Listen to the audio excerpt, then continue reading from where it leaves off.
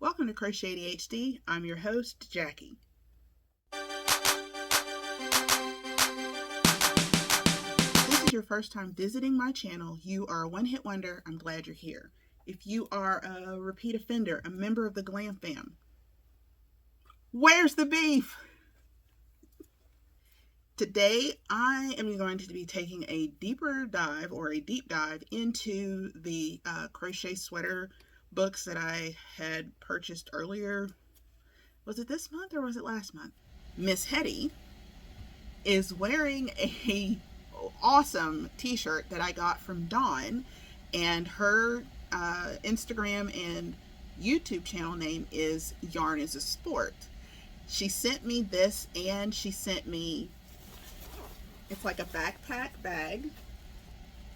And I love that it says, yarn is a sport. I am a professional yarn chicken athlete. Miss Hetty loves the t-shirt. She almost loves it too much because I never let her wear t-shirts. Yarn, y'all, yarn is a sport. It really is. You think about how many muscles that you use. And if you wear a Fitbit or any kind of a smartwatch, if you're winding yarn by hand, it's counting steps. So yes, yarn absolutely is a sport. But y'all check out Dawn's channel. Let me tell you what I love about Dawn. So Lynn Ann from Nina's Knots Crochet is my evil twin.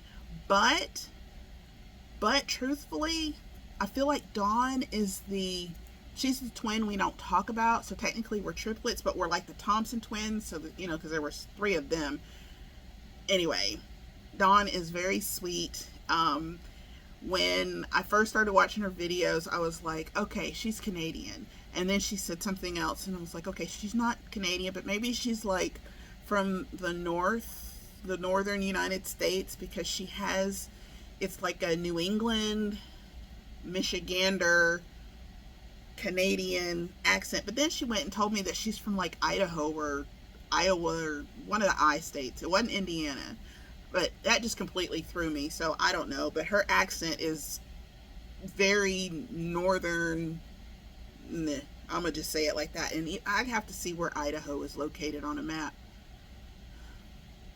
because I don't think I know where it is. I know it's close to Oregon. Hey, fun fact. The French fry company, Ore-Ida, you know why it's called that? Because it's part Oregon and part Idaho. What? Ore-Ida. Yeah. It blew my mind. It blew my mind. Okay, that is not why y'all are here. I apologize. I'm a little all over the place because last week I just wasn't feeling it. Again, it's been in the triple digits. We had one day where it was like 98. And we were calling that a cold front. It was like time to start making gumbo, because it was almost gumbo weather. It was crazy. After watching Stephanie from Texas Peach Knits show her vintage 80s knitting book, I hopped on Thrift Books and I got some vintage crochet sweater books. Since I first showed them to you in my July LP, oh, you see, I did get it in July. In July LP, I've since taken a closer look, and it looks like I think in each of these books, the sweaters are like, they're mostly crochet, but then they introduce knitting at some point, and I'm not really sure why, but from what it seems like, they're just knitting the ribbing. But you can crochet ribbing, so I'm not really sure why they did that, but maybe that was knowledge they just didn't have back in, what is this book? Okay, this one is 1987. And I think I like this book the most. It kind of goes into some details about like measuring and different yarn choices and stitch guides, and just basically how to use the patterns. And there's even like selecting yarn texture, color, and even sources for inspiration. Let's see, many different things may be used as the starting point for planning the color scheme of a sweater. As already mentioned, nature provides me with endless inspiration. She chooses her color schemes just, I don't know, I guess it makes sense. Like if you're making a fall sweater, then, you know, obviously you'd want to look at more autumnal colors for inclusion in your sweater. But what I like about this book is, wow, there's even a thing on understanding color. The basic sweater pattern in this book is used for, I think, all of the sweaters in the book. Does that make sense? It's like, even though, like this next one is a striped sweater. It's a striped sweater, but it still uses the basic sweater pattern. And the way that this is constructed is, let's see, it says front and back, and then 2 sleeves. This one is all crochet. There's no knitting needles in this one. So, but then you can use that same pattern to make a color block sweater. And then this is so 80s. I do have a question. There is something called a dolman sleeve, and then there's something called a bat wing. Can somebody tell me what the difference is? Because they look like almost the same to me. Anyway, this is a soft, fluffy mohair bat wing sweater.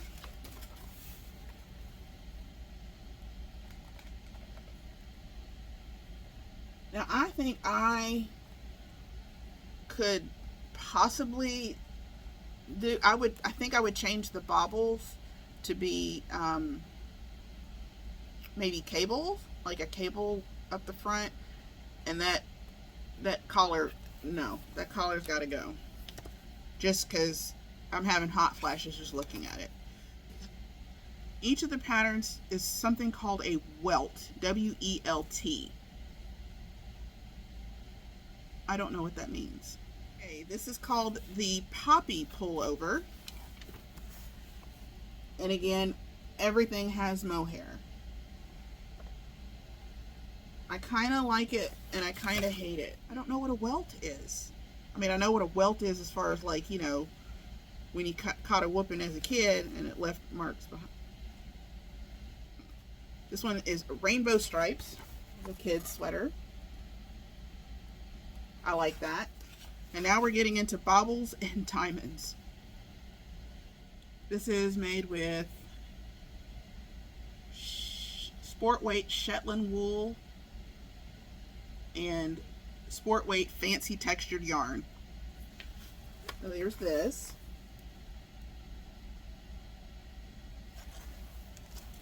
It's called rough diamonds. So yeah, that pattern in the middle, those are diamonds. Not horrible. Oh, what are you? Oh, it is called, what is it? Water lilies? I think that's what it's called. There's so much mohair. Woo! Okay, this is that batwing dolman.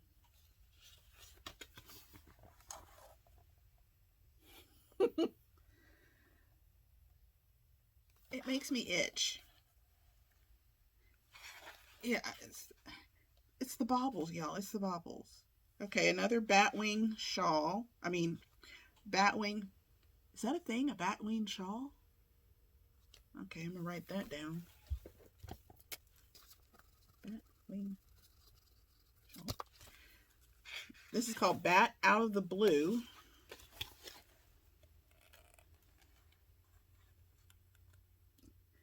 It looks like something's growing on her shoulder.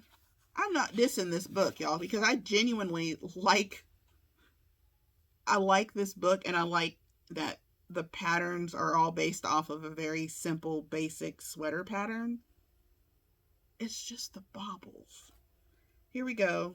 Hydrangeas. This is a vest.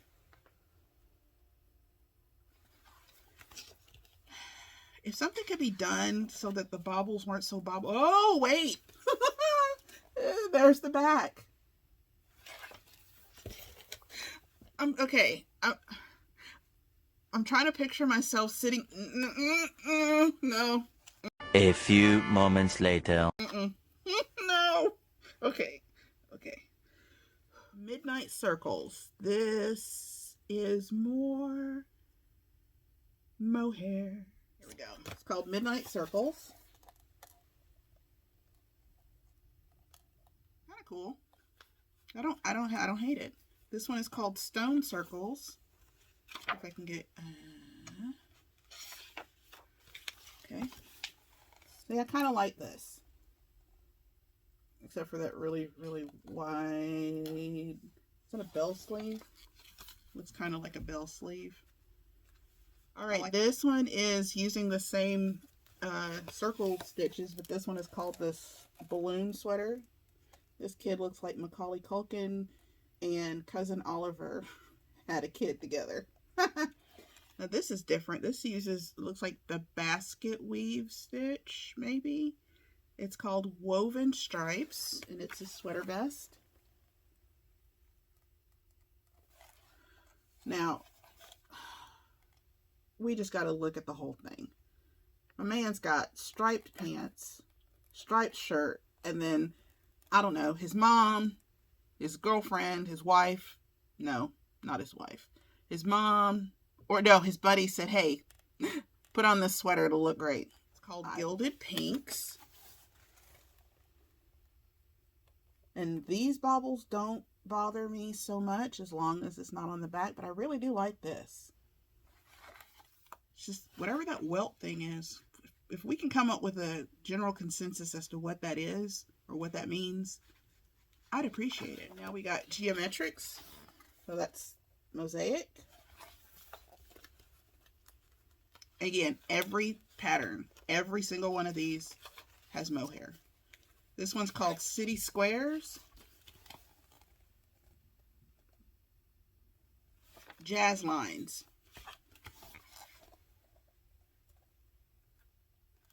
I like this tank. Oh, there's no mohair in that one. These are sport weight cotton. It's funny, the chart looks like Tetris. And a Rubik's Cube, but a Tetris Rubik's Cube? That's a thing. Okay, this is Treasure Trove, another sweater vest. I'll have to look closer to figure out how they do this, whatever this stitch is right here. I kind of like it, and I don't hate the colors. I don't like the denim shirt, but you know, denim. That's what we did in the 80s. Lots of denim. Okay, bulky mohair makes up that sweater. Okay, this one is going to be filed under What Were They Thinking? This is called Silver Moth.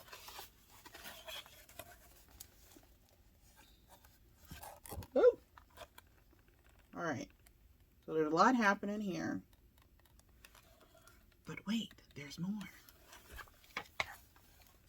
What the heck? Remember that blanket I told you about that if you could crochet a splat?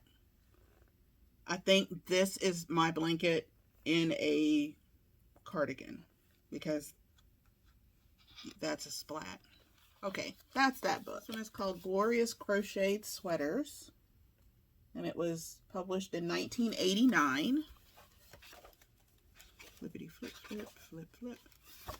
I like this a lot. Yeah, okay, you're supposed to knit. I'm guessing.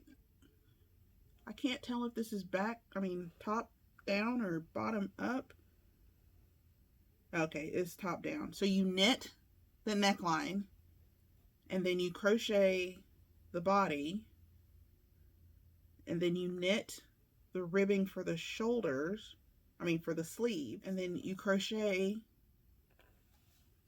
Okay, that seems tedious at best, but again, maybe they just never or hadn't realized that you can crochet ribbing. But if I could figure out how to hack it to where I could do the ribbing, in other words, make the whole thing in crochet. I don't know. But it looks like, yeah, everything in here. I'm going to stop saying everything because as soon as I say everything, I see something that completely goes against that. But this is a cute top. It's like a polo shirt. It's crocheted, except you do the ribbing and knitting. I could see that being kind of discouraging, especially when you're buying a book that is literally called Crocheted Sweaters, and then you find out that you have to know how to knit in order to make these crocheted sweaters. It's like, you know, when they do, books or magazines that are knit and crochet, and you get like 98% knit and 2 crochet patterns, and then the crochet patterns are things like, here's how to crochet a doorknob cover. Yes, I've seen that in a magazine. Why? You're going to only include, minimal crochet patterns. Do they have to be like the most ridiculous things to crochet? Do they have to be just so like, oh, you know what? Crocheters are stupid. Let's tell them, oh, they can crochet a chain pull for their ceiling fan. I'm gonna hold my tongue, kinda. This one is called a tweed boucle jacket.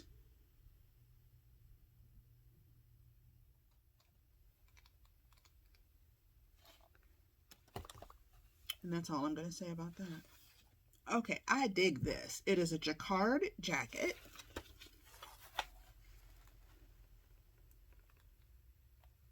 Now, before I get too excited, let me see. Mohair, of course. It looks like it is crocheted from the bottom up. All the finishing is done with knitting needles, so all the ribbing is is knit. But I love the fact that the color work is crocheted. That's awesome. And oh, see, here's another one. Ooh. Okay, I don't like that it's a boat neck, but look at the color work. Right? That is so pretty. More color work.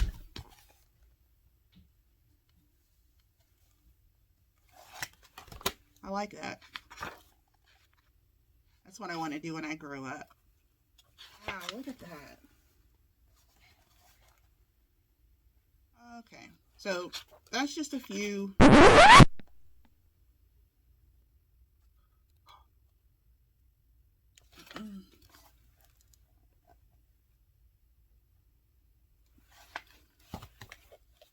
This isn't so bad.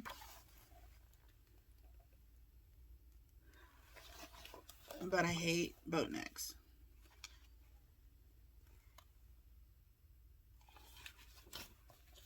So I wouldn't shy away from purchasing this book. I just, know going in that every pattern is written to be finished in knit stitches. And, the sizing is not great. It's like small, medium, large.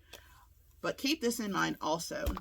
This is something that I have discerned on my own, is that up until probably the late 90s, I'm going to say that the average size of Americans has substantially increased. So when we look back at old patterns, it's not that they were exclusive, as in non-inclusive. It's just the average size was smaller than what the average size is now. So if you want to, tackle vintage patterns, know that you're more than likely going to have to do some tweaking. That is nothing to knock the designers of yore. It's just a fact. You know what I'm saying? So, because I see it a lot where people are just like, like, you know, even in other countries outside of the, well, I'm going to just say outside of North America, you know, I mean, worldwide size averages are probably still closer to vintage pattern sizing than it is, you know, with like average American sizes. Again, I'm saying it, and I'm trying to convey a point without it coming across as, you know, demeaning, because I know for myself, I mean, personally, I still wear the same size earrings that I wore in high school, but not everybody can say that. It's just, keep in mind that you're going to have to do some finagling to get these sizing things to work. Okay, last pattern book is Great Crocheted Sweaters in a Weekend. First of all, sweaters in a weekend? Yeah. Now this one is actually from 1993? 1993, and let me see if I got this right. This is also, yeah, this one is also by the same author as this one. So you already know that means that you're going to include knitting. Sweaters in a weekend? How? This one is all crocheted because it does not mention knitting needles in the materials. We are still using some mohair. This one, it calls it a filet pullover. And you would think with the green underneath the black it would be easier to see the stitching. But no. But this one is going to use the knitting for the bottom and sleeve cuffs. Bottom, yeah. This is a V-neck pullover. Love that color. You know, my color. We are knitting the neckband and armbands and the bottom cuff. Ooh, ooh, ooh, ooh, ooh. Zigzag jacquard pullover. I'm telling you, I am going to make a Fair Isle stranded color work, Norwegian, whatever. It's happening. I don't know when. It's happening because this is so pretty. Okay, I'm guessing that boat necklines were very popular in the 80s, and they may have been like the easiest neckline to do because there's a lot of it. This pattern does not look like it has mohair. No, this is cotton. And again, I'm gonna stop saying it because we're just knitting all the things. Worsted jacquard cardigan. Okay, now is jacquard and Fair Isle stranded colorwork, is that all the same beast and they're just giving it different names? Because I think Fair Isle technically is only, you can only technically call Fair Isle knitting if the pattern came from a specific part of the world. I think that's right. And jacquard, it makes me think of Dracar Noir and Captain Jean-Luc Picard. Anyway, I like that. Definitely mohair. Most definitely. Worsted weight mohair. 770 yards of blue, 330 yards of yellow and pink, and 220 yards of dark pink. That's a lot of yards. It's made bottom up. And it's funny because, let me see if you can see this. You see how it's got like this is the front, back, front with that little dip in the middle. Well, apparently it's seamless which is good. But I'm guessing that the button band, here we go. La la la la la la. Yep, button band is knit. Lots of color work. Still not seeing how you're doing it in a weekend. It would take me a weekend to untangle all of the different yarn colors. Ooh-wee. This is just worsted weight yarn. How small are those skeins? This uses between 19 and 22 skeins of yarn at 154 yards a skein. I'm just trying to picture myself going into a store and buying 22 skeins of yarn for one project.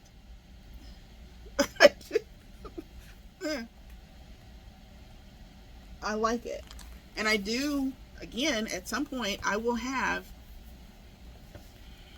we're not going to talk about that other, but I will have a white / off-white / ecru / mushroom color cardigan. We're not going to talk about the chunky cardigan from last year. I still use it. No. I want one that I'm not ashamed to leave the house in. And there's nothing wrong with that.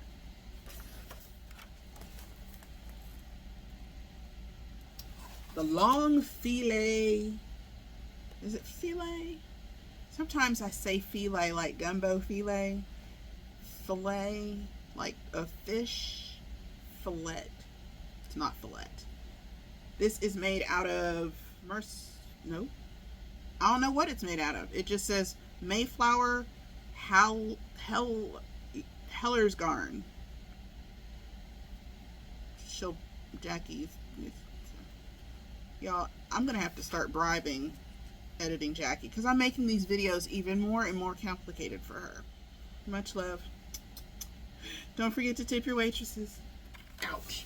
I like this. I like the motif. And you know what?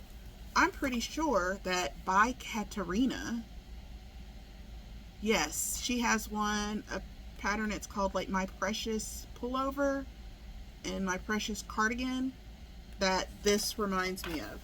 I'll pop in a picture like right here, so we'll do a side-by-side comparison. I could be completely wrong, but I'm pretty sure that's right. And her patterns I have on my favorites on Ravelry because I want to do that. But like this, I don't mind that it's in cotton. I think that's actually quite cool. I just hate the boat neck. I mean, okay, don't get me wrong. Flash dance was a thing, and we totally did the off the shoulder thing in the 80s. But I think 2023 Jackie's shoulders are just not, I don't know, I'm constantly, pulling it. Salmon pullover. What are you knitting on this? Doomkoff. I have this one marked. A pullover vest. It's like a tennis vest. This one is cute.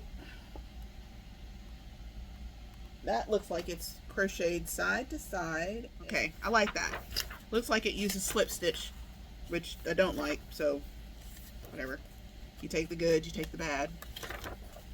You take them both, and the facts of life. The facts of life. So that is all that I'm going to show you out of here. So I didn't show you every pattern in every book because, well, some of those just shouldn't be shared in mixed company. So those are the books, and I did get them on Thrift Books. I really want to say that the 3 books together were less than $20 shipped. But, it's been a month, and we've already discussed. Y'all know, y'all know me. I forget my name half the time, which is why I have decided to start sewing them on my name on the inside of my clothes. If you have enjoyed this video, please do me a favor and click the like button. Also, share this video and comment below. You know what? Comment below. Just say hey. Let me know what you think. if you would you ever use a vintage crochet pattern or knit pattern? Um, I mean, I know, the style is the style, but looking at all this mohair and then, realizing that mohair is like all over the place has been in the, at least since I've started down the yarn tube experience, since 2019, 2020, mohair is back. So, you can still use that old pattern and, wear it today with pride. I forget. Was that a question? I don't remember. Anyway, if you want to stick around and become a member of the Glam Fam, please do that by clicking that subscribe button, and don't forget to rock that notification bell. Until next time, I've been Jackie.